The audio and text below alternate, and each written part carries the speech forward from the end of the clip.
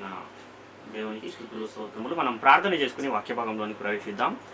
పరలోకమందున్న మా తండ్రి, నీకు స్తుతులు స్తోత్రములు తండ్రి. ఇదిగో తండ్రి, మరొకసారి నీ సన్నిధిలో మేమందరము కూడి పరిశుద్ధ గ్రంథం నుండి మరొక అంశమును పరిశీలించుచుండగా ఆత్మ సంబంధమైన సంగతులతోనే సరిపోల్చుకుని సర్వసత్యమును తండ్రి ఉన్నట్టుగా గ్రహించి మేమును మాతో అనేకులను తండ్రి నీ యొక్క రాజ్యంలోనికి ప్రవేశించి నీ ఉన్న మహాలోకానికి తండ్రి వచ్చుటకు సహాయమును దయచేయమని మా ప్రభువును రక్షకుడును అయిన యేసుక్రీస్తు వారి అతి శ్రేష్టమైన నామంలో అడిగి స్తుతించి వేడుకొనుచున్నాము తండ్రి. ఆమెన్. ప్రియమైన దేవుని వారలారా, మనము గత కొన్ని వారాలుగా ధర్మశాస్త్రము అనే శీర్షికలో అనేకమైన పాఠాలను పరిశీలిస్తూ ఉన్నాము. అందులో 4 పాఠాలను మనం పరిశీలించుకున్నాం. ఈరోజు ధర్మశాస్త్రము అనే అదే శీర్షికలో ఐదవ భాగాన్ని మనం పరిశీలిద్దాం. అందులో ఏది లేకపోతే పాపము లేకపోవును అనే పాఠాన్ని ఈరోజు మనం పరిశీలిద్దాం. అయితే గత వారము మనము పరిశీలిస్తే లేఖనం అనేది అందరినీ పాపములో బంధించింది అనే విషయాన్ని నేర్చుకుని అక్కడికే ఆ తరగతిని ముగించుకున్నాం. దాన్ని కొనసాగిస్తూ ఈరోజు ఏది లేకపోతే పాపము లేకపోవును అన్న అంశాన్ని ఈరోజు మనం పరిశీలన చేద్దాం. అయితే ఏది లేకపోతే పాపము లేకపోవును అని మనము తెలుసుకోవాలంటే ఏది లేకపోతే పాపం ఉండదు, ఏది లేకపోతే పాపం ఆరోపించబడదు, పాపానికి బలం ఎక్కడుంది, యేసుక్రీస్తు ఈ లోకానికి ఎందుకు వచ్చాడు, యేసుక్రీస్తు ఎందు గురించి అప్పగింపబడ్డాడు అన్న ఈ విషయాలను కూడా మనం పరిశీలించగలిగితే అప్పుడు మనకు ఈ పాఠము ఇంకా సులువుగా అర్థమయ్యే అవకాశము ఉంది. అయితే మనము యేసుక్రీస్తు ద్వారా జీవించినట్లు దేవుడు తన అద్వితీయ కుమారుని లోకములోనికి పంపించాడు. ఆ పంపించిన తర్వాత ఈ ధర్మశాస్త్రానికి ముందున్న కాలాన్ని గనక మనము పరిశీలన చేయగలిగితే ఈ ప్రధాన యాజకులు అనేవాళ్ళు ఏం చేసేవాళ్ళంటే ఈ పాపాలను తీసివేయాలని బలులు అర్పించే ఒక క్రమాన్ని దేవుడు ఏర్పరిచాడు. అయితే ఈ యాజకులు ఏం చేస్తున్నారంటే పాపములను తీసివేయని బలులనే మాటిమాటికి అర్పిస్తున్నారు. కానీ యేసుక్రీస్తు ఏం చేశాడంటే ఒకే ఒక నిత్యమైన విమోచన, ఆయన పాప క్షమాపణ నిమిత్తము సదాకాలము నిలిచే ఒకే బలినే తను తానుగా అర్పించుకున్నాడు. కాబట్టి పాపానికి ఉన్న బలము ధర్మశాస్త్రం అయితే యేసుక్రీస్తు ఎందుకు వచ్చాడు అని అంటే పరిశుద్ధ గ్రంథం ఏం తెలియజేస్తుంది అంటే పాపాన్ని తీసివేయడానికి యేసుక్రీస్తు ఈ లోకానికి వచ్చాడు.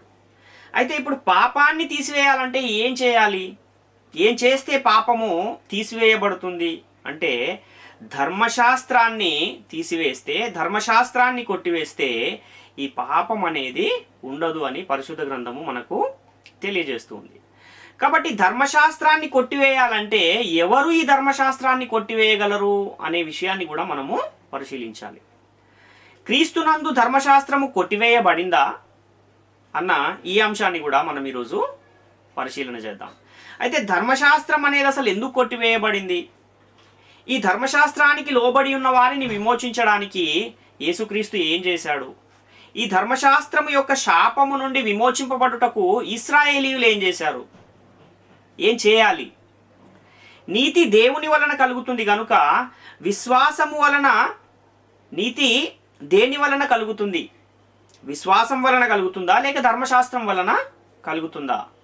యేసుక్రీస్తు ధర్మశాస్త్రాన్ని కొట్టివేసిన తర్వాత ఏ చట్టము అమల్లోకి వచ్చింది, ఆ వచ్చిన చట్టము ధర్మశాస్త్రము కంటే శ్రేష్టమైనదా అన్న ఈ అంశాలన్నింటినీ గనక మనము పరిశీలించగలిగితే ఏది లేకపోతే పాపము ఉండదు, ఏది లేకపోతే పాపము లేకపోవును అన్న విషయము మనకు అర్థమవుతుంది. కాబట్టి మొట్టమొదట లేఖనం ఏం చేసిందంటే అందరినీ పాపములో బంధించింది అని మనకు పరిశుద్ధ గ్రంథము తెలియజేస్తూ ఉంది. కాబట్టి లేఖనం అందరిలో పాపములో బంధించింది అని మనం పరిశీలన చేయగలిగితే అసలు మోషే ద్వారా ఇశ్రాయేలీలకు ఇచ్చిన ధర్మశాస్త్రము దాని యొక్క ఔన్నత్యం ఏమిటి, అది మంచిదా లేకపోతే చెడ్డదా? అంటే ధర్మశాస్త్రము శ్రేష్టమైనది, ఉన్నతమైనది, నీతిగలది, జ్ఞానసత్య స్వరూపమైనది, ఆత్మ సంబంధమైనది, యథార్థమైనది, సత్యము గలది అని మనము గతవారమే పరిశీలన చేశాం. ధర్మశాస్త్రం యొక్క ఔన్నత్యం ఏమిటి, దాని స్వభావం ఏమిటి అన్న ఆ విషయాలన్నీ కూడా మనము ఇదివరకే పరిశీలించి ఉన్నాం. కాబట్టి ఎలాంటిది ధర్మశాస్త్రము, ఎంత గొప్ప ఔన్నత్యాన్ని కలిగి ఉంది అని అంటే, ఈ ధర్మశాస్త్రము చాలా శ్రేష్టమైనది, మంచిది, మేలైనది. మరి ఇంతటి ఔన్నత్యము ధర్మశాస్త్రానికి ఉన్నప్పుడు ఈ ధర్మశాస్త్రానికి ఇంకొక స్వభావం ఏముంది అని అంటే, ఈ ధర్మశాస్త్రం పాపాన్ని తెలియజేయగలదు కానీ పాపాన్ని తీసివేసే బలము ధర్మశాస్త్రానికి లేదు అని కూడా పరిశుద్ధ గ్రంథము చాలా స్పష్టంగా తెలియజేస్తుంది. కాబట్టి అందువలన ఏం జరుగుతుందంటే, ఈ ధర్మశాస్త్రము వలన పాపం అనేది ఇంకా అత్యధికమైన పాపముగా మారుతున్నట్టుగా మనకు కనబడుతుంది. ఎలాగైతే ఒక వ్యక్తి ఏదైనా రోగం వచ్చినప్పుడు ఆ ఎక్స్రేని తీసుకుంటే ఆ ఎక్స్రే ఆ రోగము శరీరంలో ఎక్కడుంది, ఎంత పరిమాణంలో ఉంది అనే విషయాన్ని తెలియజేస్తూ ఉందో, అదేవిధంగా ఈ పాపం అనేది ఎక్కడ జరుగుతుంది, అది ఎంత పరిమాణంలో జరుగుతుంది, జరిగిన ఆ పాపానికి శిక్ష ఏమిటి అన్న విషయాలను మాత్రమే ఈ ధర్మశాస్త్రం అనేది తెలియజేస్తుంది. కానీ ఈ పాపాన్ని తీసివేసే బలము ధర్మశాస్త్రానికి లేదు. ఎలాగైతే ఒక ఎక్స్రే ఒక రోగాన్నే తెలియజేస్తుందో, రోగాన్ని తీసివేసే బలం ఎక్స్రేకి ఎలాగైతే లేదో, ఈ ధర్మశాస్త్రానికి కూడా ఏం లేదు అని అంటే, పాపాన్ని తీసివేసే బలము దానికి లేదు. అంటే పాపాన్ని ఆరోపించే స్వభావం ధర్మశాస్త్రంలో కనబడుతుంది, అదేవిధంగా పాపాన్ని తెలియజేసే స్వభావం కూడా ధర్మశాస్త్రంలో కనబడుతుంది. కానీ పాపాన్ని తీసివేసే బలము మాత్రము ధర్మశాస్త్రములో లేదు అన్న విషయం మనం గమనించాలి. అయితే ఈ పాపం ఏం చేస్తుందంటే, ఆజ్ఞను హేతువు చేసుకుని ఇంకా అత్యధికమైన పాపముగా మారడానికి ధర్మశాస్త్రం అనేది కారణమవుతుంది. ఈ ధర్మశాస్త్రం వలన ఎప్పుడు పాపులుగా తీర్చబడతారు అని మనం ఆలోచన చేయగలిగితే, ఒక ఆజ్ఞ ఇచ్చి ఉండి ఆ ఆజ్ఞను పొందుకున్న వారు ఇచ్చిన ఆజ్ఞను అతిక్రమించినప్పుడు మాత్రమే ఆ పొందుకున్న వ్యక్తి అతిక్రమించిన తర్వాత ఆ అతిక్రమించిన వ్యక్తి పాపిగా మారుతున్నాడు, పాపిగా తీర్చబడుతున్నాడు. అంటే ఆజ్ఞను అతిక్రమించిన వారు మాత్రమే ధర్మశాస్త్రము వలన పాపులుగా తీర్చబడుతున్నారు. ఆజ్ఞను అతిక్రమించిన వారిని మాత్రమే ధర్మశాస్త్రము పాపులుగా తీర్పు తీరుస్తుంది. ధర్మశాస్త్రం మంచిదేనా అంటే అది చాలా మంచిది. కానీ ధర్మశాస్త్రమును అతిక్రమిస్తే ఏం జరుగుతుంది అని అంటే, అతిక్రమించిన వారు శాపగ్రస్తులుగా తీర్చబడుతూ ఉన్నారు, అనుసరించిన వారేమో నీతిమంతులుగా తీర్చబడుతూ ఉన్నారు. అయితే ధర్మశాస్త్రాన్ని పొందుకున్న ఇశ్రాయేలీలు దాన్ని అనుసరించారా, అతిక్రమించారా అంటే, ఇశ్రాయేలీల్లో కూడా అందరూ దాన్ని అతిక్రమించారే తప్ప ఎవరు కూడా దాన్ని అనుసరించలేదు అనే విషయాన్ని కూడా మనము గత తరగతిలోనే పరిశీలించాం గత వారం. కాబట్టి ఈ కాలములో ఉన్న ఆ కాలములో అంటే ధర్మశాస్త్రం అమల్లో ఉన్న కాలములో అన్యజనులు ఏమైనా నీతిమంతులుగా తీర్చబడ్డారా అని మనం ఆలోచిస్తే, అంటే ఈ ధర్మశాస్త్రాన్ని పొందుకున్న ఇశ్రాయేలీలేమో దాన్ని అతిక్రమించారు, పోనీ ధర్మశాస్త్రం లేని అన్యజనులు ఏమైనా దాన్ని అనుసరించారా అని అంటే, అన్యజనులు కూడా ధర్మశాస్త్ర సంబంధమైన క్రియలను ఎవ్వరూ కూడా చేయలేదు. గనుకనే నీతిమంతుడు లేడు, ఒక్కడును లేడు, ఏ భేదమును లేదు, అందరూ పాపము చేసి దేవుడు అనుగ్రహించు మహిమను పొందలేకపోవచ్చున్నారని పరిశుద్ధ గ్రంథం చాలా స్పష్టంగా తెలియజేస్తుంది. కాబట్టి ఏం జరిగిందంటే, లేఖనం అనేది అందరినీ పాపములో బంధించింది. ఎందుకు ఈ లేఖనము అనగా ధర్మశాస్త్రము అందరినీ పాపంలో బంధించింది అంటే, ధర్మశాస్త్రానికి ఉన్న స్వభావమే అది అనుసరించిన వారినేమో నీతిమంతులుగా తీరుస్తుంది, అతిక్రమించిన వారినేమో శాపగ్రస్తులుగా, పాపులుగా అది తీర్పు తీరుస్తూ ఉంది. కాబట్టి ఈ ఎవరు కూడా ధర్మశాస్త్రాన్ని అనుసరించలేకపోతూ ఉన్నారు. గనుకనే ఎవరెవరైతే ఈ ధర్మశాస్త్రాన్ని ఆజ్ఞను అతిక్రమిస్తూ ఉన్నారో అలాంటి వారిని అందరినీ కూడా లేఖనం ఏం చేసిందంటే పాపములో బంధించింది. రోమపత్రిక 5వ అధ్యాయం 12వ వచనాన్ని కనుక మనం ఒకసారి ఆలోచన చేస్తే, ఇట్లుండగా ఒక మనుష్యుని ద్వారా పాపము ద్వారా మరణమును లోకములో ఎలాగు ప్రవేశించెనో అలాగుననే మనుషులందరూ పాపము చేసినందున మరణము అందరికీ సంప్రాప్తమాయెను అని ఇక్కడ పౌలు గారు రాస్తూ ఉన్నారు. అంటే అందరూ పాపము చేసినందున మరణం అందరికీ సంప్రాప్తమైంది, కానీ పాపము చేయని వారికి కూడా మరణము సంప్రాప్తం అవుతుందా అని అంటే ఆ విధంగా సంప్రాప్తమయ్యే అవకాశం లేదు. కాబట్టి ఆజ్ఞను అతిక్రమించిన వారికి, పాపము చేసిన వారికి, ధర్మశాస్త్రాన్ని అతిక్రమించిన వారికి మాత్రమే ఈ మరణం అనేది సంప్రాప్తం అవుతుంది, కానీ అందరికీ ఈ మరణం అనేది సంప్రాప్తము అవదు. ఈ వచనంలోనే ఒక మనుషుని ద్వారా మరణమును, పాపము ద్వారా మరణమును లోకములో ఎలాగు ప్రవేశించెనో అంటున్నాడు. ఎలాగు అంటే మొట్టమొదటి మనిషి అయిన ఆదాము గారు ఎలాగు పాపిగా తీర్చబడ్డారు, ఎలాగు ఆయనకు మరణం సంప్రాప్తమైంది అంటే ఆయన ఆజ్ఞను అతిక్రమించుట వలన మరణం ఆయనకు సంప్రాప్తమైంది. మళ్ళా వెంటనే అక్కడ ఒక కామా పెట్టి అలాగుననే మనుషులందరూ పాపము చేసినందున అన్న విషయాన్ని కూడా మనం గమనించాలి. అలాగుననే అంటే ఎలాగైతే ఈ ఆదాము గారు ఆజ్ఞను అతిక్రమించారో అదే విధంగా మనుషులందరూ కూడా వాళ్ళకి ఇవ్వబడిన ఆజ్ఞలను అతిక్రమించారు గనుక వాళ్ళు కూడా ఏమయ్యారు? పాపులుగా తీర్చబడ్డారు. మరణం అందరికీ సంప్రాప్తమైంది తప్ప ఆదాము గారు ఒక్కరు పాపం చేసినందువల్ల ఆయన పాపం అందరికీ వచ్చేసింది అనేది అది బైబిల్ సమర్థించే బోధ కాదు. పరిశుద్ధ గ్రంథం ముమ్మాటికి దాన్ని సమర్థించదు అన్న విషయాన్ని మనం ఇక్కడ గమనించాలి. అందుకే పరిశుద్ధ గ్రంథం ఏం చెప్తుందంటే అందరూ పాపము చేసి దేవుడు అనుగ్రహించు మహిమను పొందలేకపోను. అందరూ అంటే ఎవరిక్కడ అంటే ధర్మశాస్త్రాన్ని పొందుకున్న ఇశ్రాయేలీయులు కూడా ధర్మశాస్త్రాన్ని అతిక్రమించారు. అదేవిధంగా ధర్మశాస్త్రము లేని అన్యజనులు కూడా ఆ ధర్మశాస్త్రాన్ని లేదా ఆజ్ఞను అతిక్రమించారు గనుకనే వారందరూ కూడా పాపులుగా తీర్చబడ్డారు అన్న విషయాన్ని మనం ఇక్కడ చాలా స్పష్టంగా గమనించాలి. గలతీ పత్రిక 3:22 కూడా మనం చూస్తే యేసుక్రీస్తు నందలి విశ్వాస మూలముగా కలిగిన వాగ్దానము విశ్వసించు వారికి అనుగ్రహించబడినట్లు లేఖనము అందరినీ పాపములో బంధించెను.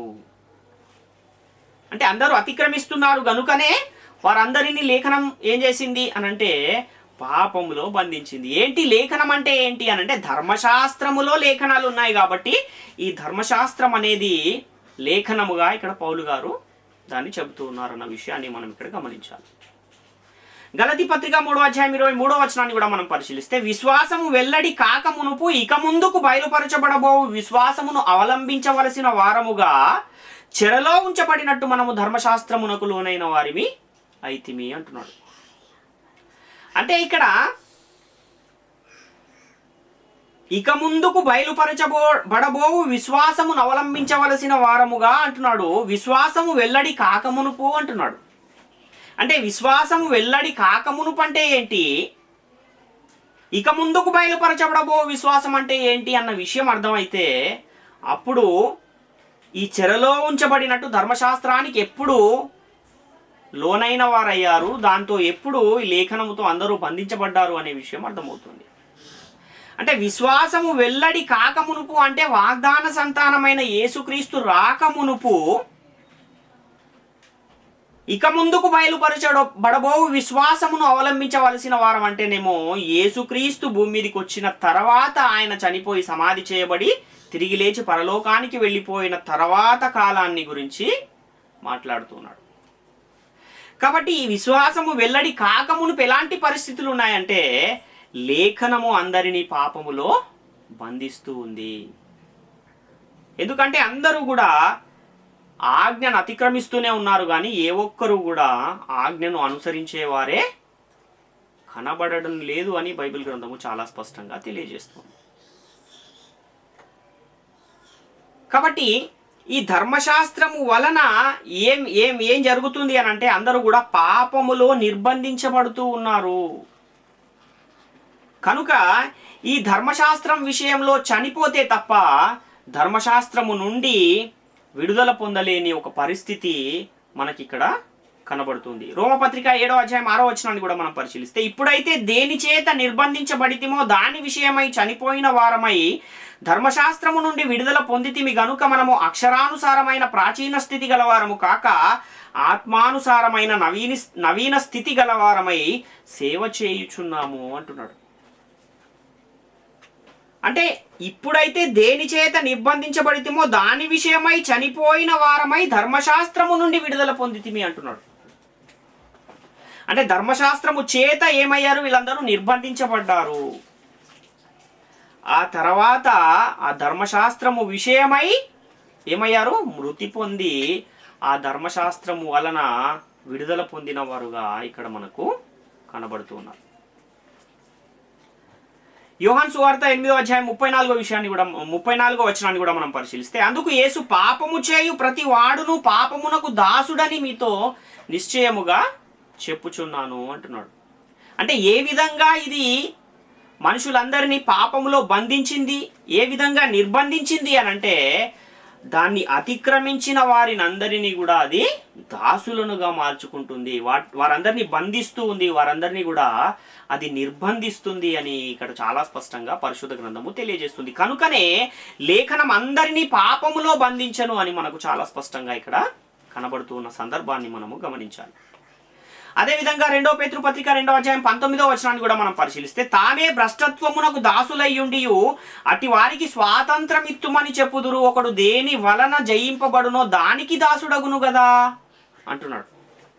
అంటే దేని చేతనైతే ఎవరైతే దేని చేతనైతే జయింపబడతారో దానికి దాసులుగా మారిపోయే పరిస్థితి మనకు కనబడుతుంది. అంటే ఒక దేశం మీద దండెత్తినప్పుడు ఆ దేశము ఏ దేశం అయితే ఆ దేశాన్ని జయిస్తుందో ఆ జయించిన ఆ దేశానికి ఓడిపోయిన ఆ దేశం ఏమైపోతుంది? దాసత్వము చేస్తూ ఉంది. అలాగే ఇక్కడ కూడా దేని చేతనైతే ఒకడు జయింపబడును, అంటే ఒక ఆజ్ఞ చేత జయింపబడిన వాడు ఆజ్ఞకు దాసుడుగా మారుతున్నాడు. ఆజ్ఞ వాణిని ఏం చేస్తుంది? పాపములో బంధిస్తుంది, చెరలో బంధిస్తుంది, వారిని అది నిర్బంధిస్తుంది అని ఇక్కడ మనకు చాలా స్పష్టంగా అర్థమవుతుంది. కాబట్టి ఏది చేస్తే దాని చేత జయింపబడతారు అంటే, ఇశ్రాయేలీయులు యూదులు ధర్మశాస్త్రాన్ని అతిక్రమిస్తూ ధర్మశాస్త్రానికి దాసులయ్యారు కనుకనే ధర్మశాస్త్రము వారిని బంధించింది అని మనకు గలతీ పత్రిక 3వ అధ్యాయం 22వ వచనంలో కనబడుతుంది. కాబట్టి లోకములోనికి పాపం వచ్చింది, పాపం ద్వారా మరణం వచ్చింది, ఎవరు కూడా నీతిమంతులు లేరు అనే ఆ భయంకరమైన పరిస్థితి ఆ కాలంలో ఉంది. అలాంటి పరిస్థితుల్లో లేఖనం అందరినీ కూడా పాపములో బంధించింది. కాబట్టి పాపము నుండి విడిపింపబడాలంటే, పాపము లేకుండా పోవాలంటే ఇప్పుడు ఏం చేస్తే పాపము నుండి విడుదల పొందుతాము, ఏమి చేస్తే పాపం అనేది లేకుండా పోతుంది అని గనక మనం పరిశీలన చేయగలిగితే, ఇక్కడ ఏది లేకపోతే పాపము లేకపోవును, ఏది లేకపోతే పాపం ఆరోపించబడదు అన్న విషయాన్ని కూడా మనము పరిశీలించాల్సిన అవసరము ఉంది. కాబట్టి ఈ విషయాన్ని కనుక మనం ఇప్పుడు పరిశీలన చేయగలిగితే, అందరూ పాపములో బంధింపబడ్డారు, ఇప్పుడు అందరినీ పాపము నుండి విడిపించాలి, విమోచించాలి అని అంటే ఏది లేకపోతే పాపం లేకుండా పోతుంది? ఈ విషయం తెలియాలంటే ముందు ఏది రావటం మూలంగా పాపం లోకంలోనికి వచ్చిందో అనే విషయాన్ని మనం తెలుసుకుంటే అప్పుడు ఏది లేకపోతే పాపము లేకపోవునన్న విషయం మనకు అర్థమవుతుంది. కాబట్టి పరిశుద్ధ గ్రంథం ఏం చెబుతుందంటే, ధర్మశాస్త్రము వచ్చిన దనుక పాపము లోకములోనికి వచ్చింది, కానీ ధర్మశాస్త్రము లేనప్పుడు పాపం ఏమవుతుంది అంటే ఆరోపించబడదు అని కూడా చాలా స్పష్టంగా పరిశుద్ధ గ్రంథము తెలియజేస్తుంది. అంటే దీనిని బట్టి మనకేమర్థమవుతుందంటే, ధర్మశాస్త్రము లేని ఎడల పాపము లేకుండా పోతుంది, పాపం అనేది ఆరోపించబడదు అని మనకు అర్థమవుతుంది. మరి ఇప్పుడు పాపాన్ని తీసివేయాలంటే ఏం చేయాలంటే, ధర్మశాస్త్రము నుండి విడుదల పొందాలి, లేక ధర్మశాస్త్రాన్ని తీసివేయాలి, ధర్మశాస్త్రమును కొట్టివేయాలి. అప్పుడు పాపం అనేది లేకుండా పోతుంది అన్న విషయాన్ని మనం గమనించాలి. కాబట్టి ధర్మశాస్త్రము లేకపోతే పాపం అనేది ఆరోపించబడదు, పాపము లేకుండా పోతుంది. రోమపత్రిక 7వ అధ్యాయం 8 నుంచి 9 వచనాలను మనం పరిశీలిస్తే, అయితే పాపము ఆజ్ఞను హేతువు చేసుకుని సకల విధములైన దురాశలను నా యందు పుట్టించెను. ధర్మశాస్త్రము లేనప్పుడు పాపము మృతము. ఒకప్పుడు నేను ధర్మశాస్త్రము లేకుండా జీవించుచుంటిని గాని ఆజ్ఞ వచ్చినప్పుడు పాపమునకు మరలా జీవం వచ్చెను, నేనైతే చనిపోతిని అంటున్నాడు. అంటే ఈ ధర్మశాస్త్రం ఆదాము గారికి దేవుడు ఆజ్ఞ ఇచ్చిన తర్వాత, ఆయన ఆజ్ఞను అతిక్రమించేసి బయటకు వచ్చేసిన తర్వాత, ఈ మోషే గారికి ధర్మశాస్త్రాన్ని ఇచ్చేంత వరకు కూడా అది అజ్ఞాన కాలముగా ఉండి దేవుడు ఆ కాలములో ఎలా ఉన్నాడని పరిశుద్ధ గ్రంథం తెలియజేస్తుంది అంటే ఆ కాలములో ఉన్న అతిక్రమాలను దేవుడు చూచి చూడనట్టు ఊరుకొండెను అని కూడా మనకు కొన్ని లేఖనాలు కనబడుతున్నాయి. కానీ ఎప్పుడైతే మరలా మోషే ద్వారా ఆజ్ఞను మరలా ఇచ్చాడో, ఆజ్ఞ రాగానే ఏమైందంటే మరలా పాపానికి బలం వచ్చింది, జీవం వచ్చింది. కాబట్టి ధర్మశాస్త్రము లేకపోతే పాపము ఏ స్థితిలో ఉంటుంది అనంటే మృతమైన స్థితిలో ఉంటుంది. కాబట్టి ధర్మశాస్త్రము చేత పాపములో బంధించబడిన వారిని అందరినీ పాపము నుండి విమోచించాలంటే ఏది తీసివేస్తే వారిని పాపము నుంచి విమోచించగలము, లేక దేనిని కొట్టివేయాలి, దేనిని లేకుండా చేయాలి అనంటే ధర్మశాస్త్రాన్ని గనక తీసివేస్తే పాపం అనేది మృతముగా ఉంటుంది, పాపాన్ని తీసివేసే అవకాశం ఉంటుంది అన్న విషయాన్ని మనం ఇక్కడ గమనించాలి. రోమపత్రిక 4:15 కూడా మనం పరిశీలిస్తే, ఏలయనగా ధర్మశాస్త్రము ఉగ్రతను పుట్టించును, ధర్మశాస్త్రము లేని ఎడల అతిక్రమమును లేకపోవును. అంటే ధర్మశాస్త్రం అనేది ఒకవేళ లేకపోతే అతిక్రమము కూడా ఉండదు, అతిక్రమము లేకపోతే ఏముండదు, పాపము కూడా ఉండదు అని మనకు ఇక్కడ చాలా స్పష్టంగా అర్థమవుతుంది. కాబట్టి ఇప్పుడు ధర్మశాస్త్రాన్ని కనుక తీసివేయగలిగితే, ధర్మశాస్త్రాన్ని కనుక కొట్టివేయగలిగితే పాపాన్ని కూడా తీసివేసే అవకాశం ఉంది అన్న విషయము మనకి ఇక్కడ చాలా స్పష్టంగా అర్థమవుతూ ఉంది. రోమపత్రిక 5:13 మనం పరిశీలిస్తే, ఏలయనగా ధర్మశాస్త్రము వచ్చిన దనుక పాపము లోకములో ఉండెను గాని ధర్మశాస్త్రము లేనప్పుడు పాపము ఆరోపించబడదు. అదేవిధంగా 1 యోహాను 3:4 కూడా మనం పరిశీలిస్తే, పాపము చేయు ప్రతి వాడును ఆజ్ఞను అతిక్రమించును, ఆజ్ఞాతిక్రమమే పాపము. కాబట్టి ఆజ్ఞ అనేది ఎప్పుడైతే ఉంటుందో, ఆ ఆజ్ఞను పొందుకున్నవాడు దాన్ని ఎప్పుడైతే అతిక్రమిస్తాడో అప్పుడు మాత్రమే అతిక్రమించిన వ్యక్తి పాపిగా మారుతాడు, పాపిగా తీర్చబడతాడు, పాపిగా తీర్పు పొందుతాడు. కానీ ఆజ్ఞ గనక లేకపోతే పాపం అనేదే ఆరోపించబడదు, పాపులు కూడా ఉండరు అన్న విషయాన్ని మనం ఇక్కడ చాలా స్పష్టంగా గమనించాలి. కాబట్టి ఆజ్ఞ వచ్చింది కనుకనే ఆ ఆజ్ఞను అతిక్రమించిన వారు పాపులుగా మారుతారు. ఒకవేళ ఆజ్ఞే లేకపోతే అతిక్రమము కూడా ఉండదు, పాపాన్ని కూడా తీసివేయచ్చు అన్న విషయాన్ని మనం ఇక్కడ చాలా స్పష్టంగా చూస్తూ ఉన్నాం. అంటే పాపానికి బలం ఎక్కడ కనబడుతుంది, దేనిలో బలం ఉంది అన్న విషయాన్ని కూడా మనం ఒకసారి ఆలోచన చేయగలిగితే, ధర్మశాస్త్రం ఉంటేనే అతిక్రమం ఉంది కనుక, ఆజ్ఞను అతిక్రమించిన వారే పాపులుగా తీర్చబడుతున్నారు కనుక ధర్మశాస్త్రం అనేదే పాపానికి బలాన్ని ఇస్తుంది అన్న విషయం ఇక్కడ మనకు అర్థమవుతుంది. 1 కొరింథీ పత్రిక 15:55-56 కూడా మనం పరిశీలిస్తే, ఓ మరణమా నీ విజయం ఎక్కడా, ఓ మరణమా నీ ముల్లెక్కడా, మరణపు ముల్లు పాపము, పాపమునకున్న బలము ధర్మశాస్త్రమే అని ఇక్కడ పౌలు గారు చాలా స్పష్టంగా తెలియజేస్తున్న సందర్భాన్ని మనం గమనించాలి. కాబట్టి ఎక్కడుంది పాపానికి బలం అంటే ధర్మశాస్త్రములో పాపానికి బలం ఉంది. కాబట్టి ఇప్పుడు యేసుక్రీస్తు ఎందుకు ఈ లోకానికి వచ్చాడు అన్న విషయాన్ని కూడా మనం ఒకసారి పరిశీలన చేయగలిగితే, పాపాన్ని తీసివేయడానికి యేసుక్రీస్తు ఈ లోకానికి వచ్చాడని మనము అనేకమైన లేఖనాలను చూస్తూ ఉంటాం. ఇప్పుడు పాపానికి బలం దేని యందు ఉందంటే ధర్మశాస్త్రంలో ఉంది. అయితే యేసుక్రీస్తు ఈ లోకానికి ఎందుకు వచ్చాడు, పాపాన్ని తీసివేయడానికి వచ్చాడు. మరి యేసుక్రీస్తు పాపాన్ని తీసివేయడానికి వచ్చినప్పుడు ఏం చేస్తే యేసుక్రీస్తు పాపాన్ని తీసివేయగలన ప్రశ్న కూడా మనం వేసుకోగలిగితే, అప్పుడు దేన్ని తీసివేస్తే, ఎందులోనైతే పాపానికి బలం ఉందో దాన్ని తీసివేస్తే అప్పుడు యేసుక్రీస్తు వారు పాపాన్ని తీసివేయగలరు అన్న విషయం కూడా మనం అర్థం చేసుకోగలుగుతాం.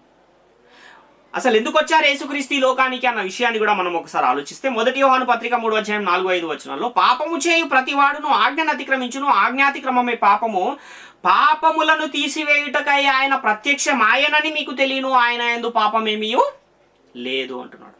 అంటే యేసుక్రీస్తు రావడానికి అనేకమైన కారణాలు ఉన్నాయి. అందులో ఒక ప్రధానమైన ప్రాముఖ్యమైన కారణం ఏంటంటే పాపములను తీసివేసే ఒక పని. అదే ప్రధానమైన కారణముగా మనకు కనబడుతుంది. 1 తిమోతి పత్రిక 1:15 కూడా మనం పరిశీలిస్తే, పాపులను రక్షించుటకు క్రీస్తు యేసు ఈ లోకమునకు వచ్చెనను వాక్యము నమ్మదగినదియు పూర్ణాంగీకారమునకు యోగ్యమైనదియు నయ్యున్నది, అట్టివారిలో నేను ప్రధానుడను అని ఇక్కడ పౌలు గారు చెబుతున్న సందర్భాన్ని మనం చూస్తున్నాం. అంటే పాపులను రక్షించడానికి, పాపాన్ని తీసివేయడానికి యేసుక్రీస్తు ఈ లోకంలో ప్రత్యక్షమయ్యాడు, ఈ లోకానికి వచ్చాడు అన్న విషయాన్ని మనం ఇక్కడ గమనించాలి. మత్తయి సువార్త 1:21 కూడా మనం పరిశీలిస్తే, తన ప్రజలను వారి పాపముల నుండి ఆయనే రక్షించును గనక ఆయనకు యేసు అను పేరు పెట్టుదు. 1 యోహాను 3:8 కూడా మనం చూస్తే, అపవాది మొదటి నుండి పాపము చేయుచున్నాడు గనుక పాపము చేయువాడు అపవాది సంబంధి, అపవాది యొక్క క్రియలను లయపరచుటకే దేవుని కుమారుడు ప్రత్యక్షమాయను.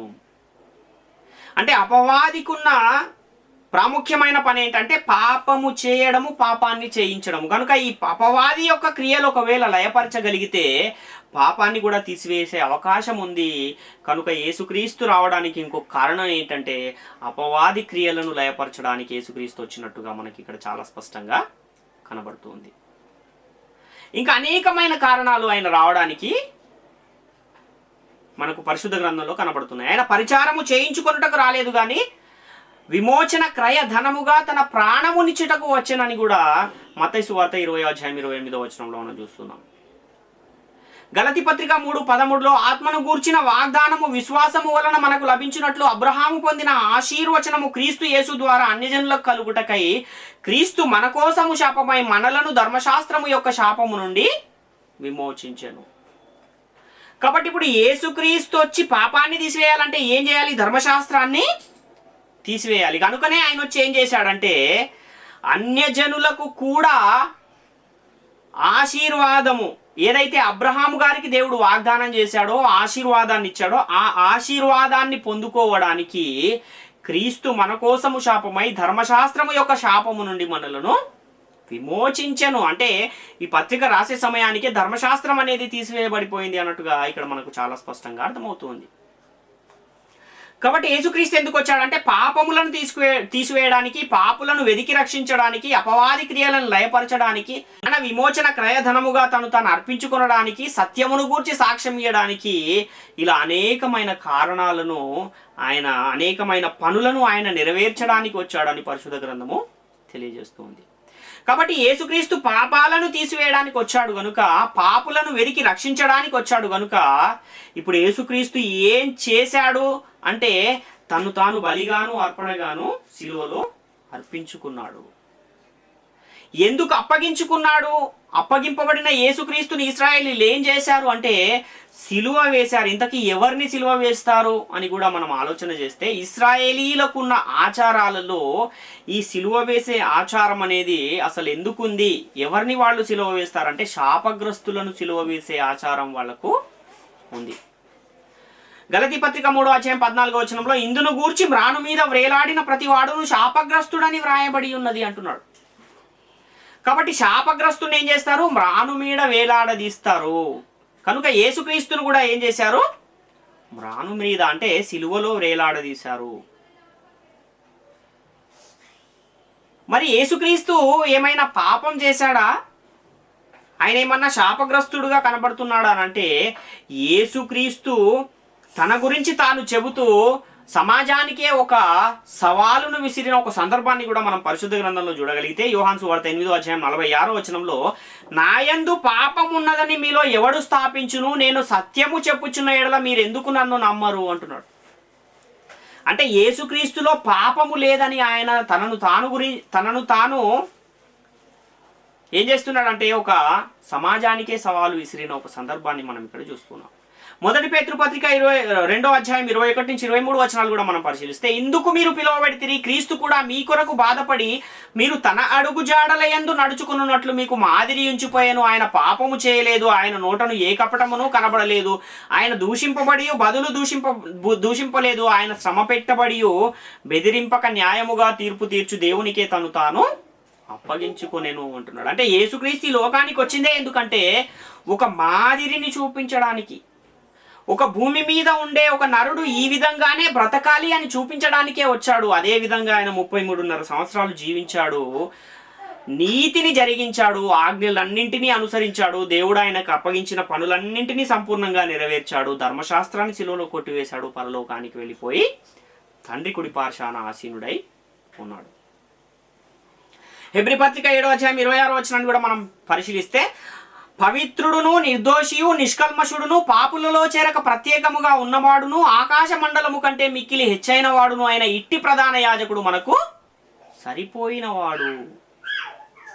అంటే ఎలాంటి వాడు యేసుక్రీస్తు అంటే ఆయన పాపము చేయకుండా తనను కాపాడుకున్నవాడుగా మనకు కనబడుతున్నాడు. పాపులలో చేరని వాడుగా కనబడుతున్నాడు. నిర్దోషిగా, నిష్కల్మషుడుగా, పవిత్రుడుగా ఆయన మనకు కనబడుతూ ఉన్నాడు. ఆయన యందు పాపమేమీ లేదు అని మనకు లేఖనాలు తెలియజేస్తూ ఉన్నాయి. మరి యేసుక్రీస్తు పాపము చేయనప్పుడు, పరిశుద్ధుడైనప్పుడు, నిష్కల్మషుడైనప్పుడు, నిర్దోషి అయినప్పుడు, పాపులలో చేరని వాడైనప్పుడు ఎందుకు మ్రాను మీద వేలాడదీయబడ్డాడు?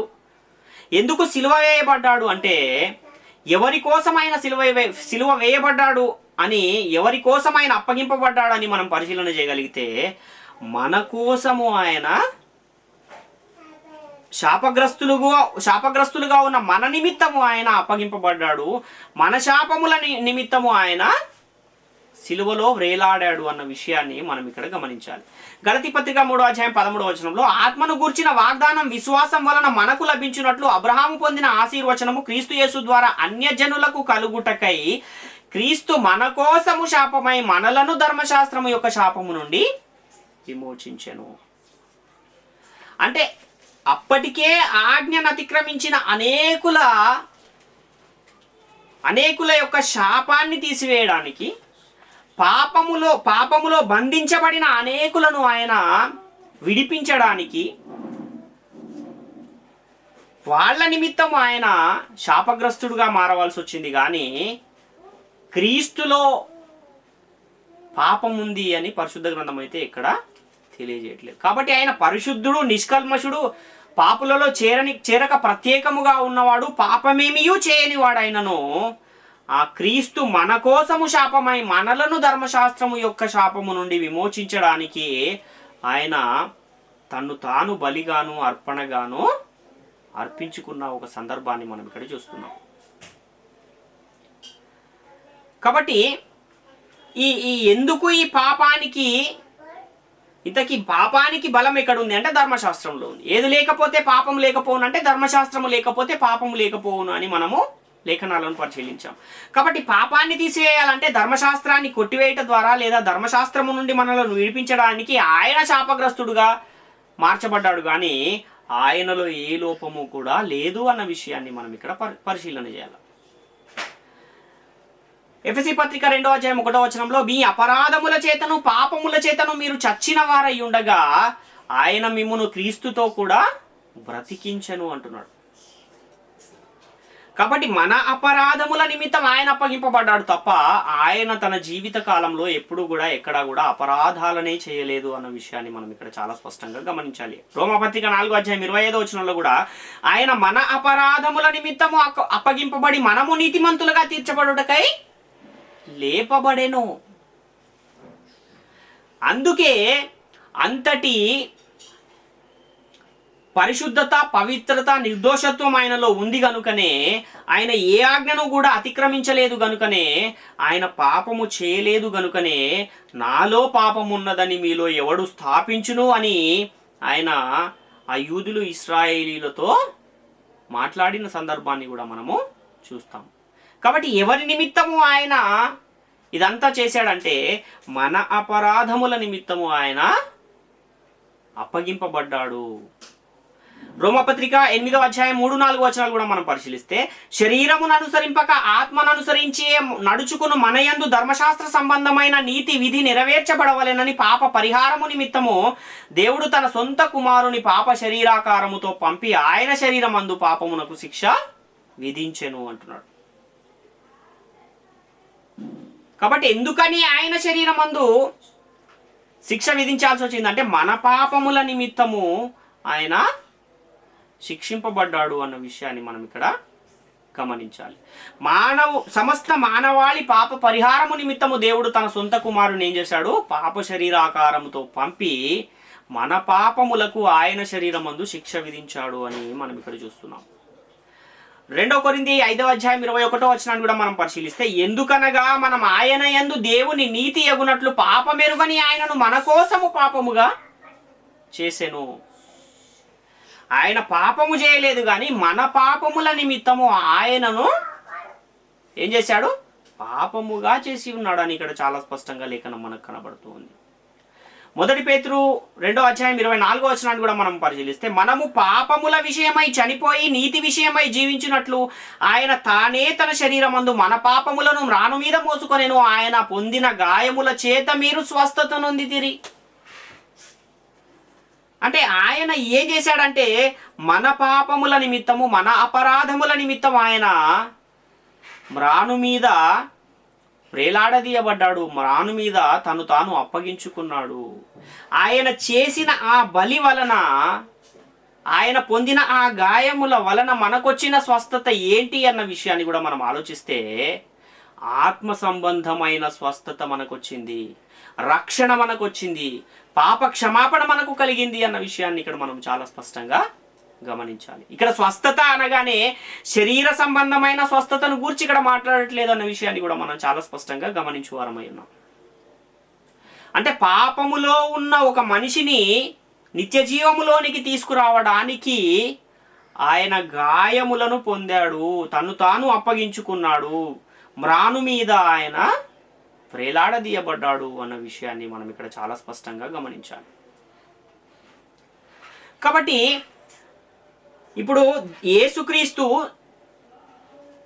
దేవుని యొద్దకు మనము వెళ్ళాలంటే ఏం పోవాలని యేసుక్రీస్తుకు తెలుసు. అంటే మన పాపములను తీసివేస్తేనే తప్ప మనం దేవుని యొద్దకు వెళ్ళలేమని ఆయనకు తెలుసు కనుక మనము చేసిన పాపాలను ఆయన తన శరీరమందు వహించుకుని మనలను ఏం చేశాడంటే పాపము నుండి విమోచించాడు.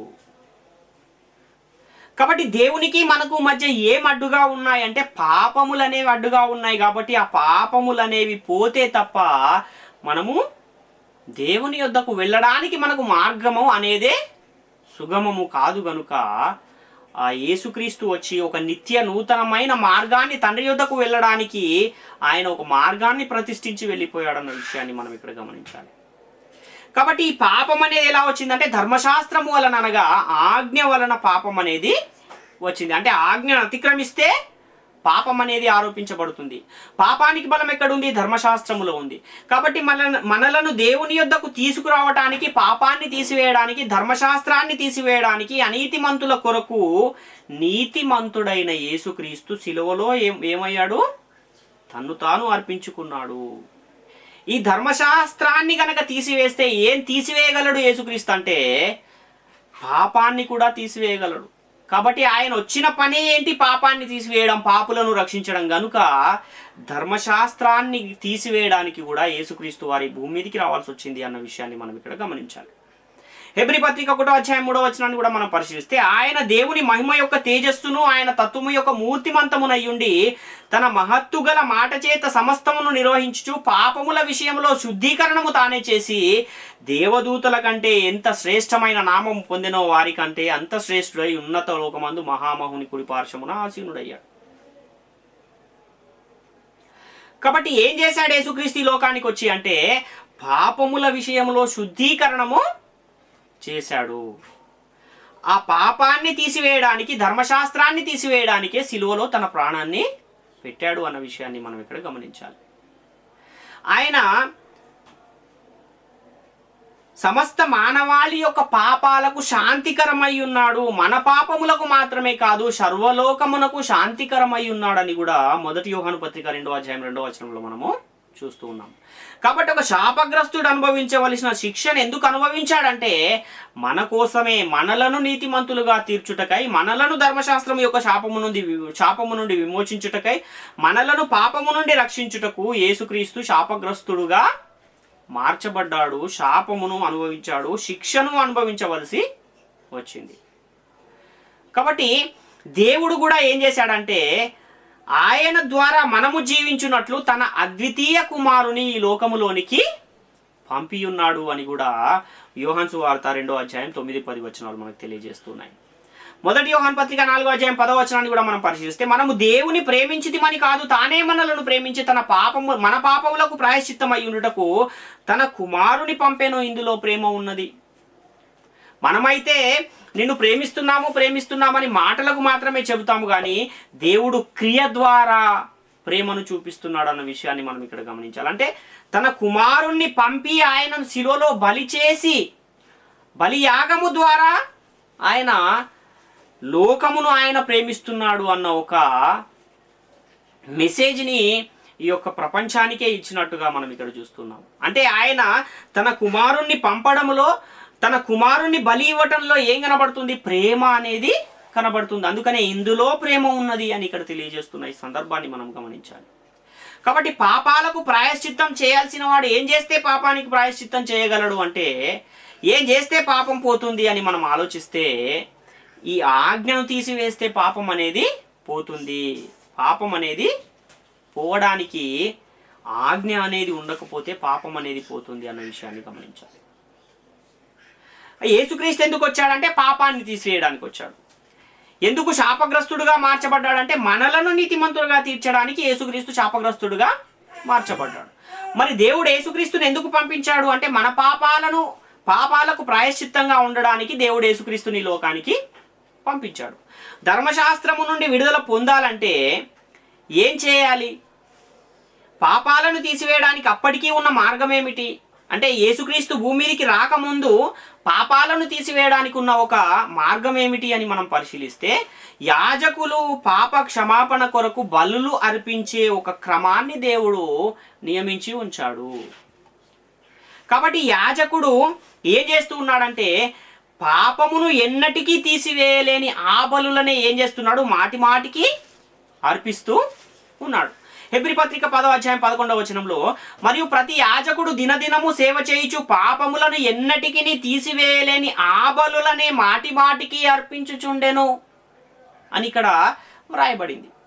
హెబ్రీ పత్రిక 10వ అధ్యాయం 3వ వచనాన్ని కూడా మనం పరిశీలిస్తే, అయితే ఆ బలులు అర్పించుట చేత ఏటేటా పాపములు జ్ఞాపకమునకు వచ్చుచున్నవి. అంటే చేసిన పాపాన్ని పోగొట్టుకోవడానికి బలులు మాత్రం అర్పిస్తున్నారు, కానీ ఆ బలిచ్చేటప్పుడు ఏం జరుగుతుందంటే, ఎందుకొరకైతే ఆ బలిని అర్పిస్తున్నాడో ఆ చేసిన పాపము కూడా జ్ఞాపకానికి వస్తూ ఉన్న సందర్భాన్ని ఇక్కడ పౌలు గారు రాస్తున్న సందర్భాన్ని మనం చూస్తున్నాం. అంటే పాత నిబంధన కాలములో ఈ బలులు అర్పించే విధానాన్ని మనం పరిశీలిస్తే, బలులు అర్పించేటప్పుడు ఏం చేయాలి అంటే, ఆ పాపము చేసిన వ్యక్తి ఏదైతే ఒక పశువునో ఒక జంతువునో బలి అర్పించేటప్పుడు ఆ చేసిన పాపాన్ని ఆ జంతువు యొక్క తల మీద చేయి ఉంచి ఆ పాపాన్ని ఒప్పుకుని ఆ తర్వాత దాన్ని బలి ఇచ్చే ఒక పరిస్థితి ఉంది. కాబట్టి ఆ సమయంలో ఏం జరుగుతుంది అని అంటే, ఆ పాపాన్ని ఒప్పుకునే సమయంలో ఎప్పుడో చేసిన పాపాన్ని కూడా మరలా ఏం చేసుకోవాల్సి వస్తుందంటే, జ్ఞాపకము చేసుకోవాల్సి వస్తూ ఉన్నది. హెబ్రీ పత్రిక 10వ అధ్యాయం 4వ వచనంలో, ఏలయనగా ఎడ్ల యొక్కయు మేకల యొక్కయు రక్తము పాపములను తీసివేయుట అసాధ్యము అంటున్నాడు. మరి యేసుక్రీస్తు విషయంలో మనం ఆలోచన చేయగలిగితే, ఆయన తను తాను బలిగా అర్పించుకోవటం ద్వారా ఆ బలి ఏం చేస్తుంది అంటే పాపాలను తీసివేయగలుగుతుందా అంటే, యేసుక్రీస్తు అయితే ఏం చేశాడు? నిష్కల్మషుడు, నిర్దోషి, పాపులలో చేరని వాడైన యేసుక్రీస్తు నిత్యమైన విమోచన మరియు పాపముల నిమిత్తము ఒకే ఒక్క బలిగా తను తానే అర్పించుకున్న ఒక సందర్భాన్ని మనం ఇక్కడ చూస్తున్నాం. హెబ్రీ పత్రిక 12వ అధ్యాయం 10వ వచనంలో, వారు కొన్ని దినముల మట్టుకు తమకిష్టము వచ్చినట్టు మనలను శిక్షించిరి, కానీ మనము తన పరిశుద్ధతలో పాలు పొందవలెనని మన మేలు కొరకే ఆయన శిక్షించుచున్నాడు అని ఇక్కడ మనం చూస్తున్నాం. హెబ్రీ పత్రిక 10:14లో కూడా, ఒక్క అర్పణ చేత అయ్యన పరిశుద్ధపరచబడు వారిని సదాకాలమునకు సంపూర్ణులుగా చేసి ఉన్నాడు. అంటే మాటి మాటికి అర్పించాల్సిన అవసరం లేకుండా ఒకే ఒక్క బలి, అంటే యేసుక్రీస్తు అనే ఆ నిష్కల్మషుడు, నిర్దోషుడు అయిన ప్రభువు యొక్క బలి వలన సదాకాలమునకు కూడా అందరినీ ఏం చేస్తున్నాడు? ఆయన సంపూర్ణులనుగా చేస్తూ ఉన్న ఒక సందర్భాన్ని మనం ఇక్కడ చూస్తూ ఉన్నాం. హెబ్రీ పత్రిక 7వ అధ్యాయం 28వ వచనాన్ని కూడా మనం పరిశీలిస్తే, ఈయన ఆ ప్రధాన యాజకుల వలె మొదట తన సొంత పాపముల కొరకు, తర్వాత ప్రజల పాపముల కొరకును దినదినము బలులను అర్పించవలసిన అవసరము గలవాడు కాడు, తన్ను తాను అర్పించుకున్నప్పుడు ఒక్కసారే ఈ పని చేసి ముగించెను. అంటే యాజకులు ఏం చేస్తూ ఉన్నారంటే, మొదటేమో వాళ్ళు చేసిన పాపాల నిమిత్తం బలులు అర్పించుకుని వాళ్ళు పరిశుద్ధపరచుకున్న తర్వాత ప్రజల పాపముల నిమిత్తం బలులు అర్పించే ఒక పరిస్థితి ఆ కాలంలో ఉండేది. కానీ యేసుక్రీస్తు విషయంలో అలా ఎందుకు జరగలేదు అని అంటే, ఆయన అసలు పాపమే చేయలేదు గనుక, ఆయన అసలు ఆజ్ఞనే అతిక్రమించలేదు గనుక, ఆయన పరిశుద్ధుడుగానే ఉన్నాడు గనుక, ఆయనకు తనకు పాప పరిహారము నిమిత్తము బలి నర్పించుకునే పరిస్థితి లేదు. కాబట్టి పరిశుద్ధుడుగా నిర్దోషుడుగా ఉన్న ఆయన తను తానే అర్పించుకున్నప్పుడు ఒక్కసారే ఈ పని చేసి ముగించేశాడు. కాబట్టి ఆ ఒక్క బలి వలననే ఈరోజు ప్రతి ఒక్కరూ కూడా పాప క్షమాపణ పొందుకునే ఒక అవకాశాన్ని దేవుడు అందరికీ కల్పించాడు అన్న విషయాన్ని మనం గమనించాలి. కాబట్టి ఇంత గొప్ప ప్రణాళికను దేవుడు సిద్ధపరిచి వాళ్ళకొక చట్టంగా ధర్మశాస్త్రాన్ని ఇచ్చి, ఆ ధర్మశాస్త్రము ద్వారా ఏం చేయాలనుకున్నాడంటే పాపాలను ఆయన నిరోధించాలనే ఉద్దేశంతో ఈ ధర్మశాస్త్రాన్ని వారికి ఇచ్చినట్టుగా మనము చూస్తూ ఉన్నాం. కాబట్టి యేసుక్రీస్తు ఎందుకు వచ్చాడు? పాపాన్ని తీసివేయడానికి వచ్చాడు. పాపాన్ని తీసివేయాలంటే ఏం చేయాలంటే ధర్మశాస్త్రాన్ని కొట్టివేయాలి, లేక తీసివేయాలి. ఏది లేకపోతే పాపము లేకపోవునంటే పరిశుద్ధ గ్రంథం ఏం చెబుతుంది? ధర్మశాస్త్రము లేకపోతే పాపము లేకపోవును అని పరిశుద్ధ గ్రంథము చాలా స్పష్టంగా తెలియజేస్తుంది. కాబట్టి ఇప్పుడు ధర్మశాస్త్రాన్ని కొట్టివేయాలన్నా, తీసివేయాలన్నా, లేకుండా చేయాలన్నా ఎవరు చేయగలరు అంటే ధర్మశాస్త్రాన్ని నియమించిన వారు ఆ పని చేయగలరు, లేదా ధర్మశాస్త్రాన్ని సంపూర్ణముగా అనుసరించిన వారు మాత్రమే ఆ పని చేయగలరు. ఎవరు పడితే వాళ్ళు చేయడానికి వీలు లేదు. యాకోబు పత్రిక 4:11 కూడా మనం పరిశీలిస్తే, సహోదరులారా ఒకనికొకడు విరోధముగా మాటలాడకుడి, తన సహోదరునికి విరోధముగా మాటలాడి తన సహోదరునికి తీర్పు తీర్చువాడు ధర్మశాస్త్రమునకు వ్యతిరేకముగా మాటలాడి ధర్మశాస్త్రమునకు తీర్పు తీర్చుచున్నాడు గనుక నీవు ధర్మశాస్త్రమునకు తీర్పు తీర్చిన ఎడల ధర్మశాస్త్రమును నెరవేర్చువాడవు కాక న్యాయము విధించువాడవైతివి అంటున్నాడు. అంటే ధర్మశాస్త్రమును నెరవేర్చువారు మరియు ధర్మశాస్త్రానికి న్యాయము విధించువాడనగా ధర్మశాస్త్రమును నియమించిన వాడు ధర్మశాస్త్రాన్ని తీసివేసే శక్తి కలిగిన వాడు అన్న విషయాన్ని మనం ఇక్కడ గమనించాలి. న్యాయము విధించిన వాడు ఎవడు అని మనం ఆలోచిస్తే ధర్మశాస్త్రాన్ని అనుసరించువాడు, ధర్మశాస్త్రాన్ని నియమించినవాడు. ఎవరి ధర్మశాస్త్రాన్ని నియమించింది అన్న విషయాన్ని కూడా మనము గత వారమే పరిశీలించాము. మధ్యవర్తి చేత దేవదూతల ద్వారా ధర్మశాస్త్రం అనేది ఏమైంది? నియమింపబడి ఉంది. గలతీ పత్రిక 3:18 ఆ స్వాస్థ్యము ధర్మశాస్త్ర మూలముగా కలిగిన ఎడల ఇక వాగ్దాన మూలముగా కలిగినది కాదు, అయితే దేవుడు అబ్రహామునకు వాగ్దానము వలననే దానిని అనుగ్రహించెను. ఎవరు ఈ మధ్యవర్తి అని మనం ఆలోచిస్తే యేసుక్రీస్తే ఈ మధ్యవర్తిగా మనకు పరిశుద్ధ గ్రంథము చాలా స్పష్టంగా తెలియజేస్తుంది. యాకోబు పత్రిక 4:12 కూడా మనం పరిశీలిస్తే, ఒక్కడే ధర్మశాస్త్రమును నియమించి న్యాయము విధించువాడు, ఈయనే రక్షించుటకును నశింపజేయుటకును శక్తిమంతుడై ఉన్నాడు, పరునికి తీర్పు తీర్చుటకు నీవెవడు అంటున్నాడు. కాబట్టి ధర్మశాస్త్రాన్ని నెరవేర్చిన వారు, దానిని నియమించిన వారు మాత్రమే ధర్మశాస్త్రాన్ని ఏం చేయగలరు అంటే తీసివేయగలరు, కొట్టివేయగలరు. మరి యేసుక్రీస్తు ధర్మశాస్త్రాన్ని నెరవేర్చాడా లేదా అంటే యేసుక్రీస్తు ధర్మశాస్త్రాన్ని నెరవేర్చాడు అని మనకు చాలా లేఖనాలు కనబడుతున్నాయి. నియమించింది కూడా ఆయనే, దాన్ని అనుసరించింది కూడా ఆయనే. సంపూర్ణంగా ధర్మశాస్త్రాన్ని అనుసరించిన వారు ఎవరైనా ఉన్నారంటే ఏకైక వ్యక్తి ఆయనే, ప్రభు అయిన యేసుక్రీస్తు. గలతీ పత్రిక 4:5 మనము దత్తపుత్రులము కావాలనని ధర్మశాస్త్రమునకు లోబడి ఉన్న వారిని విమోచించటకై ధర్మశాస్త్రమునకు లోబడిన వాడు ఆయనే నియమించాడు. కానీ మనలని ఆయన ధర్మశాస్త్రము నుండి విమోచించడానికి ఆయన కూడా ధర్మశాస్త్రానికి లోబడిన వాడుగా అయ్యాడు అని తెలియజేయబడుతుంది. కాబట్టి యేసుక్రీస్తు ధర్మశాస్త్రానికి ఎందుకు లోబడ్డాడంటే మనలను ధర్మశాస్త్రము నుండి విమోచించడానికి మాత్రమే ఆయన ధర్మశాస్త్రానికి లోబడిన వాడుగా కనబడుతున్నాడు. యేసుక్రీస్తు పాపము లేనివాడుగా ఉన్నాడు, పాపులలో చేరక ప్రత్యేకింపబడిన వాడుగా ఉన్నాడు, ధర్మశాస్త్రాన్ని నియమించిన వాడుగా ఉన్నాడు, ధర్మశాస్త్రాన్ని అనుసరించిన వాడుగా ఉన్నాడు. కనుక ఈ ధర్మశాస్త్రాన్ని ఎవరు కొట్టివేయగలరు అనంటే యేసుక్రీస్తు మాత్రమే దానిని కొట్టివేయగలడు అన్న విషయాన్ని మనం ఇక్కడ గమనించవచ్చు. హెబ్రీ పత్రిక 4:15 వచనంలో మన ప్రధాన యాజకుడు మన బలహీనతల యందు మనతో సమానానుభవం లేనివాడు కాడు గాని సమస్త విషయములలోనూ మన వలెనే శోధింపబడినను ఆయన పాపము లేనివాడుగా ఉండెను. అంటే మనలాంటి శరీరాన్నే, మట్టి శరీరాన్నే ధరించుకుని వచ్చి మనకున్న బలహీనతలనే ఆయన కూడా కలిగి ఉన్నా కూడా ఆ బలహీనతలన్నింటినీ కూడా ఏం చేసుకోగలిగాడంటే అణిచివేసుకోగలిగి పాపము చేయకుండా ఉండగలిగిన వారు భూమి మీద ఎవరైనా ఉన్నారంటే యేసుక్రీస్తు ఒక్కడే, యేసుక్రీస్తు మాత్రమే ఆ విధంగా ఉండగలిగాడు. అందుకే 1 పేతురు 2:22లో ఆయన పాపము చేయలేదు, ఆయన నోట ఏ కపటమును కనబడలేదు అని మనకు లేఖనం కనబడుతుంది. ఆయన యందు పాపం ఏమీ లేదని కూడా 1 యోహాను 3:5 మనకు కనబడుతుంది. కాబట్టి యేసుక్రీస్తు పాపము చేయలేదు, ఆయనలో పాపము లేదంటే ఆయన ధర్మశాస్త్రమును అనుసరించి జీవించాడు కనుకనే ఆయనలో పాపము లేదు అన్న విషయాన్ని మనం ఇక్కడ చూస్తూ ఉన్నాం. కాబట్టి యేసుక్రీస్తు ధర్మశాస్త్రాన్ని అనుసరించి ఏం చేశాడంటే ధర్మశాస్త్రాన్ని అనుసరించి ధర్మశాస్త్రాన్ని కొట్టివేశాడు, ధర్మశాస్త్రాన్ని తీసివేశాడు. పాపాలను తీసివేయడానికి, పాపులను రక్షించడానికే యేసుక్రీస్తు ఈ లోకానికి వచ్చాడు కనుక వచ్చిన ఆయన ఏం చేస్తే పాపాన్ని తీసివేయగలడంటే ధర్మశాస్త్రాన్ని కొట్టివేస్తేనే పాపాన్ని తీసివేయగలడు కనుక యేసుక్రీస్తు వచ్చి ఏం చేశాడంటే ధర్మశాస్త్రాన్ని సిలువలో కొట్టివేశాడు.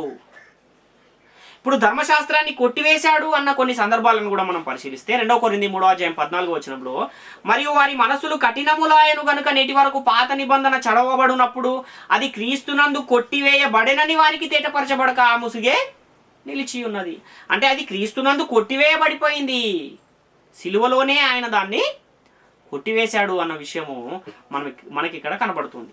ఎఫెసీ పత్రిక 2:14 కూడా ఆయన మన సమాధానమై ఉండి మీకును మాకును ఉండిన ద్వేషముననగా విధిరూపకమైన ఆజ్ఞలు గల ధర్మశాస్త్రమును తన శరీరమందు కొట్టివేయట చేత మధ్య గోడను పడగొట్టి మన ఉభయులను ఏకము చేశాను. మీకును మాకును అంటే ఎవరిక్కడ అంటే మీకు అంటేనేమో అన్యజనులను గురించి మాట్లాడుతున్నాడు, మాకు అంటే ఇశ్రాయేలీలను గురించి మాట్లాడుతున్నాడు. అంటే ఇశ్రాయేలీలను అన్యజనులను కూడా ఏం చేశాడు ఆయన అంటే ఏకం చేశాడు. ఏ విధంగా ఏకం చేశాడు? ధర్మశాస్త్రాన్ని కొట్టివేయట చేత ఈ 2 జనాంగాలను ఐక్యపరిచాడు అని మనం ఇక్కడ చూస్తూ ఉన్నాం.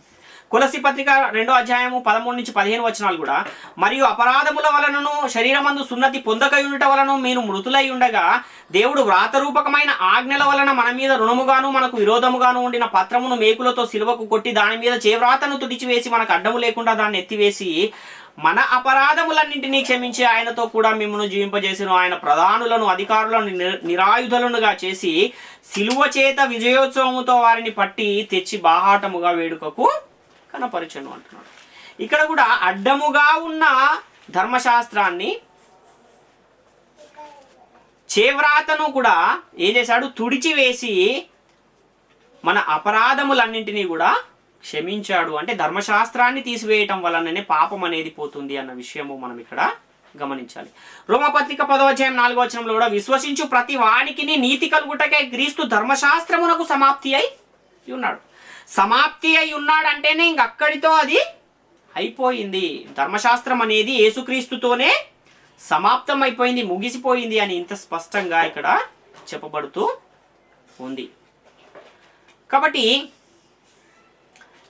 ఇంత స్పష్టంగా ధర్మశాస్త్రం కొట్టివేయబడిందని పరిశుద్ధ గ్రంథం తెలియజేస్తుంటే కూడా నేటి కాలములో కొంతమంది ఏం చెబుతున్నారంటే లేదు ధర్మశాస్త్రం అనేది అమల్లోనే ఉంది, సగం ధర్మశాస్త్రాన్ని కొట్టివేశాడు, సగమేమో ఇంకా అమల్లో ఉంది అని కొంతమంది నేటి కాలంలో బోధిస్తున్నారు. కానీ పరిశుద్ధ గ్రంథం అయితే ఖచ్చితంగా ఖరాఖండిగా ఏం చెబుతుంది అంటే ధర్మశాస్త్రము కొట్టివేయబడింది అని చాలా స్పష్టంగా తెలియజేస్తూ ఉంది.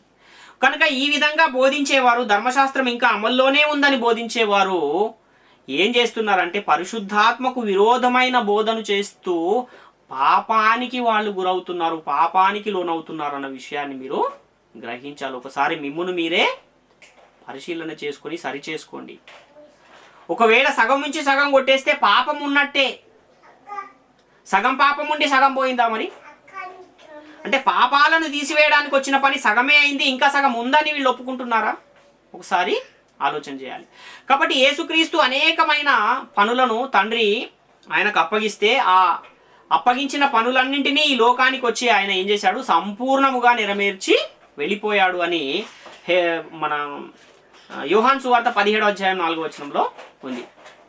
అంటే ఆయన సంపూర్ణముగా నెరవేర్చాడు అని ఏమో యేసుక్రీస్తు చెబుతుంటే, లేదు లేదు యేసుక్రీస్తు ఇంకా సగమే కొట్టేశాడు, సగం లేదు అని. కాబట్టి ఇప్పుడు లేఖనం ఉంటే లేఖనాన్నే మనం అనుసరించాలా, లేకపోతే ఎవరైనా చెబుతున్న మాటను అనుసరించాలా అంటే లేఖనాన్నే మనము అనుసరించాలి. కనుక పరిశుద్ధ గ్రంథం ఏం చెబుతుంది అంటే ధర్మశాస్త్రాన్ని యేసుక్రీస్తు సిలువలో కొట్టివేశాడు అని చాలా స్పష్టంగా తెలియజేస్తుంది. కాబట్టి అసలు ధర్మశాస్త్రాన్ని యేసుక్రీస్తు ఎందుకు కొట్టివేశాడు అంటే అదేమైనా మంచిది కాదా అంటే అది మేలైనది, ఆత్మ సంబంధమైనది, జ్ఞానసత్య స్వరూపమైనది, సత్యమైనది అయిన ధర్మశాస్త్రాన్ని ఎందుకు కొట్టివేయాల్సి వచ్చింది అని అంటే ధర్మశాస్త్రం మంచిదే కానీ దానికి ఒక స్వభావం ఉంది. అదేంటంటే ధర్మశాస్త్రం పాపం అంటే ఏంటో తెలియజేస్తుంది కానీ పాపాన్ని తీసివేసే బలము ధర్మశాస్త్రానికి లేదు. గనుకనే యేసుక్రీస్తు ధర్మశాస్త్రాన్ని సిలువలో కొట్టివేయాల్సి వచ్చింది. కాబట్టి ధర్మశాస్త్రాన్ని అనుసరిస్తేనేమో నీతిమంతులుగా తీరుస్తుంది, దాన్ని అతిక్రమించిన వారిని అది పాపులుగా తీరుస్తుంది. కనుక మరి అతిక్రమిస్తే ఏం జరుగుతుంది అంటే పాపం అనేది అత్యధికమైన పాపముగా మారిపోతుంది. మరి ధర్మశాస్త్రాన్ని అందరూ అనుసరిస్తున్నారా అంటే ఏ ఒక్కరు కూడా అనుసరించట్లేదు. గనుకనే యేసుక్రీస్తు వచ్చి దాన్ని సంపూర్ణంగా అనుసరించి సిలువలో దాన్ని కొట్టివేశాడు. మరి ధర్మశాస్త్రంలో ఏముందని పరిశుద్ధ గ్రంథం తెలియజేస్తుందంటే లోపం ఉంది, అందులో లోపం ఉంది కనుకనే అది కొట్టివేయాల్సి వచ్చింది అని పరిశుద్ధ గ్రంథం చాలా స్పష్టంగా తెలియజేస్తుంది.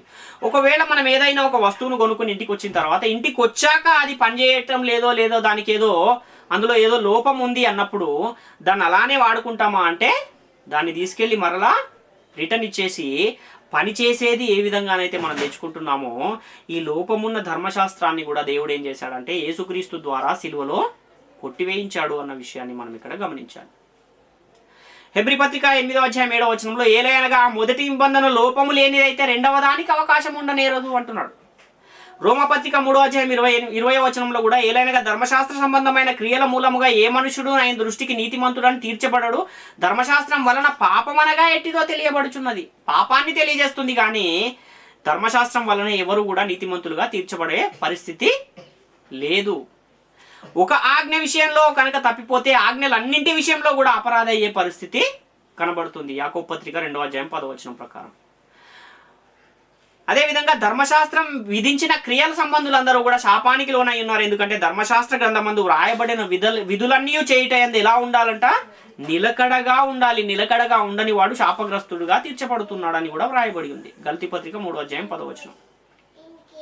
కాబట్టి ధర్మశాస్త్రము చేత ఎవడును దేవుని ఎదుట నీతిమంతుడుగా తీర్చబడడం లేదు కాబట్టి ఆ ధర్మశాస్త్రాన్ని యేసుక్రీస్తు వారు వచ్చి దాన్ని కొట్టివేయాల్సి వచ్చింది కనుక ఆయన వచ్చి ఏం చేశాడు దాన్ని అనుసరించి కొట్టివేశాడు అన్న విషయాన్ని మనం ఇక్కడ చాలా స్పష్టంగా గమనించాలి.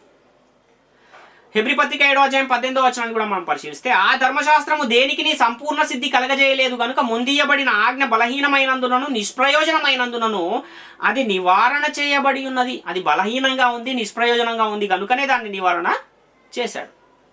మనకేదైనా ఒక అస్వస్థతను రోగమో వచ్చి డాక్టర్ దగ్గరికి వెళ్ళినప్పుడు ఆయన ఏవో మందులు రాస్తాడు. రాసిన మందులను మనం ఒక 3 రోజులు 4 రోజులు వాడినా తగ్గట్లేదు అనుకోండి. అప్పుడు ఏం చేస్తాం మళ్ళీ ఆ మందులు తీసుకుని అయ్యా 3 రోజుల నుంచి వాడుతున్నాం అయినా ఏం తగ్గట్లేదు అంటే అప్పుడు ఆయన ఏం చేస్తాడంటే ఇవి వాడకండి, నేను వేరే మందులు రాస్తాను, వేరే మందులను మీరు వాడండి అని చెప్పినప్పుడు మనం ఏం చేస్తాము ఆ మందులను పక్కన పెట్టేసి వేరే వాడతాం.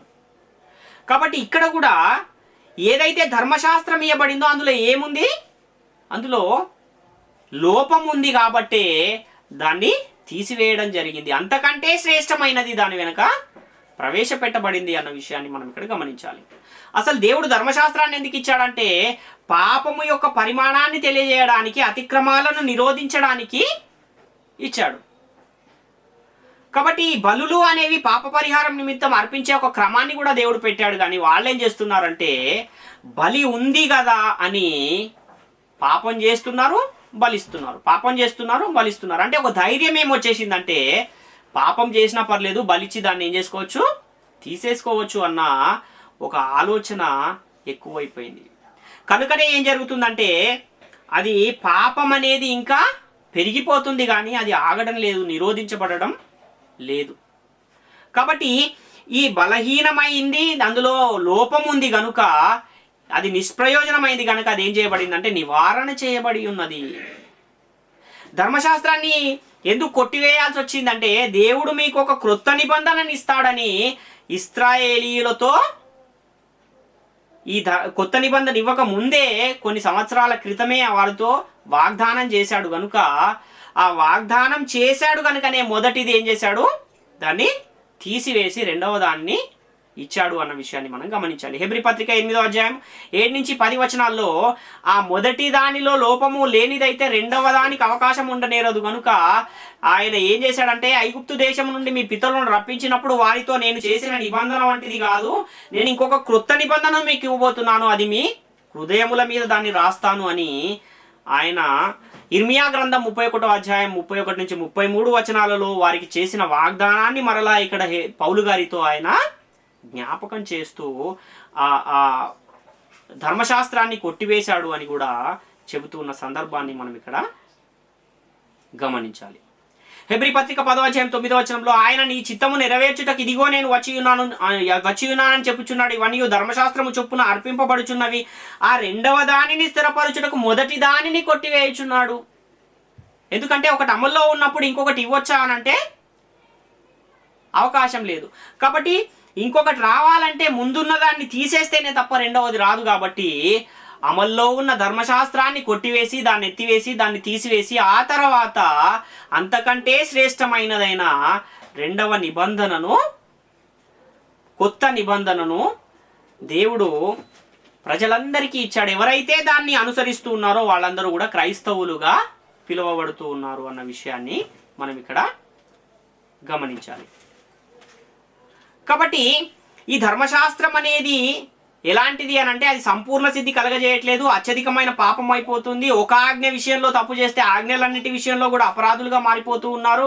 ఇది పాపం అంటే ఏంటో తెలియజేస్తుంది కానీ పాపాన్ని తీసివేసే బలము దానిలో లేదు, అది బలహీనమైంది, నిష్ప్రయోజనమైంది. కనుకనే అదేం చేయబడిందంటే యేసుక్రీస్తు చేత సిలువలో కొట్టివేయబడింది అన్న విషయాన్ని మనం ఇక్కడ గమనించాలి. కాబట్టి ఇంకొక నిబంధన ఇస్తానని కూడా ముందే వాగ్దానం చేశాడు కనుక రెండవ దాన్ని స్థిరపరచడానికి కూడా మొదటి వాడిని ఏం చేశాడు, కొట్టివేశాడు.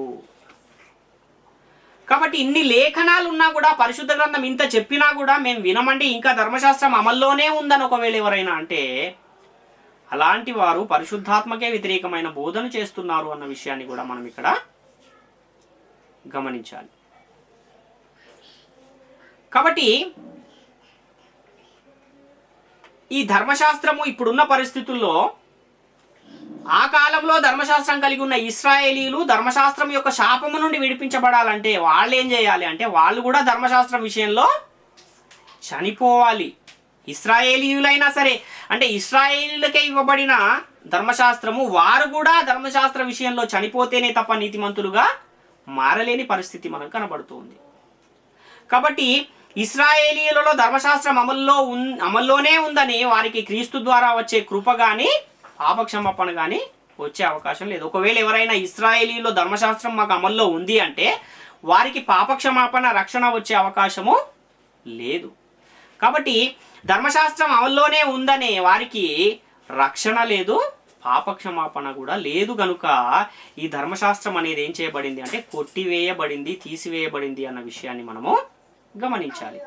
గలతీ పత్రిక 2:19లో అదేవిధంగా రోమపత్రిక 6వ అధ్యాయం 5-6 వచనాల్లో కూడా, అదేవిధంగా రోమపత్రిక 7వ అధ్యాయం 4వ వచనంలో కూడా ధర్మశాస్త్రము విషయమై నేను చనిపోయిన వాడను, మీరు మృతులైతిరి అని ఇశ్రాయేలీల విషయంలోనూ మాట్లాడుతున్నాడు. పౌలు గారేమో నేను ధర్మశాస్త్ర విషయంలో చనిపోయిన వాడనైతిని అని చెబుతున్నాడు. అంటే ధర్మశాస్త్రం విషయంలో వాళ్ళే చనిపోయినప్పుడు ధర్మశాస్త్రము ఏ సంబంధము లేదు. మనకు ధర్మశాస్త్రం అవసరమా అంటే నేటి కాలంలో అవసరమే లేదు.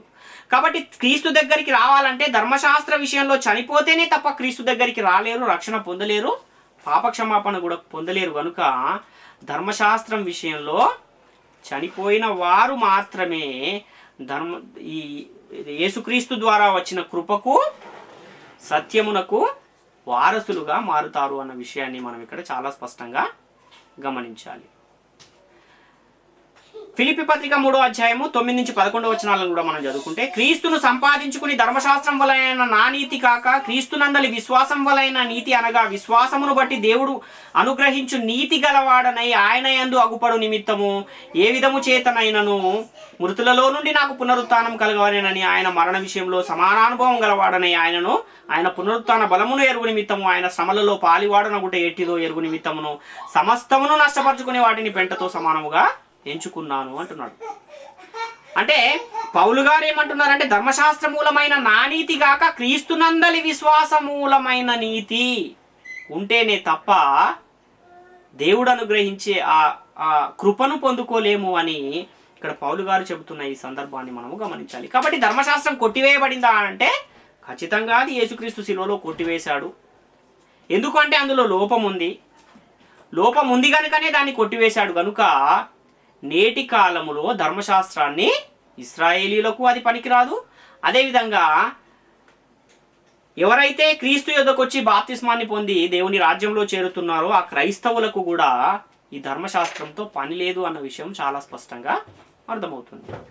కాబట్టి ఇప్పుడు ఏది లేకపోతే పాపము లేకుండా పోతుంది అంటే ధర్మశాస్త్రము లేకపోతే పాపము లేకుండా పోతుంది అన్న విషయము మనకు చాలా స్పష్టంగా అర్థమవుతుంది.